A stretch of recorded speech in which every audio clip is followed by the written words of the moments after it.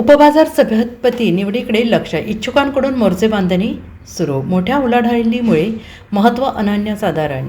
आशिया खंडातील हळदीची सर्वात मोठी बाजारपेठ म्हणून नावलौकिक असलेल्या सांगली कृषी उत्पन्न बाजार समितीच्या सभापतीपदी आनंदराव नलवडे यांची निवड होऊन महिना उलटला तरी अद्याप समिती अंतर्गत असलेल्या पुनर्गठन प्रलंबित आहे. मिरज, जत, कवठे महांकाळ आणि विष्णू अण्णा फळ मार्केट यासह इतर समित्या बरखास्त असल्याने या रिक्त पदांवर कोणाची वर्णी लागणार याकडे जिल्ह्याच्या राजकीय वर्तुळाचे लक्ष लागून राहिले आहे.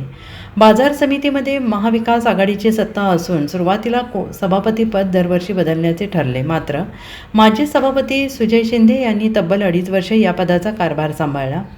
जिल्हा परिषद निवडणुकीच्या पार्श्वभूमीवर राजकीय समीकरणे बदलली आणि आनंदराव नलवडे यांची सभापतीपदी बिनविरोध निवड झाली. या बदलामुळे आता उपबाजार समित्यांवर नवीन चेहऱ्यांना संधी मिळण्याची दाट शक्यता निर्माण झाली. नेते वसंतदादा पाटील यांनी स्थापन केलेल्या या ऐतिहासिक बाजार समितीला 75 वर्ष पूर्ण झाली आहेत. गेल्या काही महिन्यांपासून बाजार समितीच्या त्रिभाजनाची चर्चा जोरात सुरू आहे. मात्र विद्यमान संचालक मंडळाने या विभाजनाला कडाडून विरोध दर्शवत थेट न्यायालयात धाव घेतली आहे. या न्यायालयीन पेचामुळे प्रशासकीय स्तरावर अद्याप कोणतीही अंमलबजावणी झालेली नाही. ज्या संचालकांना गेल्या 2.5 वर्षात पदाची संधी मिळाली नाही त्यांनी आता उपबाजार समित्यांच्या सभापतीपदासाठी कंबर कसली आहे. महाविकास आघाडीतील प्रमुख नेते या निवडीबाबत अंतिम निर्णय घेणार असल्याने इच्छुकांच्या नेत्यांच्या गाठीभेटी घेऊन मोर्चे बांधणी सुरू केली आहे.